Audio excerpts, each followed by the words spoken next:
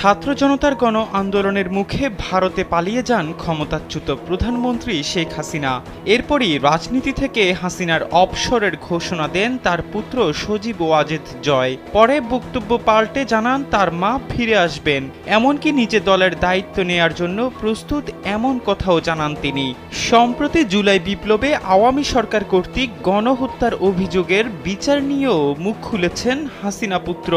বার্তা সংস্থা রয়টার্সকে দেয়া এক সাক্ষাৎকারে জয় জানান, বাংলাদেশে ফিরে আসাটা তার মায়ের উপর নির্ভর করবে। তিনি দেশে ফিরে বিচারের মুখোমুখি হওয়ার জন্য প্রস্তুত। হাসিনা পুত্র জানান, এই মুহূর্তে তিনি আওয়ামী লীগের নেতাকর্মীদের নিরাপদ রাখতে দলের নেতাকর্মীদের উপর চালানো নৃশংসতা সম্পর্কে আন্তর্জাতিক সচেতনতা বাড়াতে চান।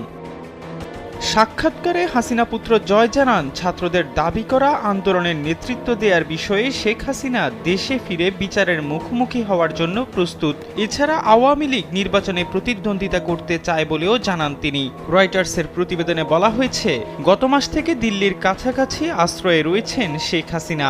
এই সময় আওয়ামী লীগের অনেক সিনিয়র নেতাকে আন্দোলনে 1000-এর বেশি নিহতের ঘটনায় সম্পৃক্ততার অভিযোগে গ্রেপ্তার করা হয়েছে।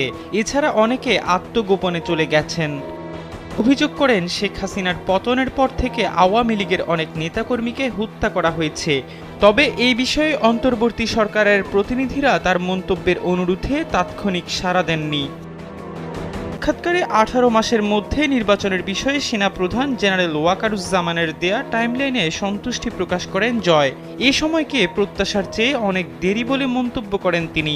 তবে তিনি এতে খুশি বলে জানান। তার দল আওয়ামী লীগ ছাড়া প্রকৃত সংস্কার এবং নির্বাচন অসম্ভব বলেও মন্তব্য করেছেন হাসিনা পুত্র।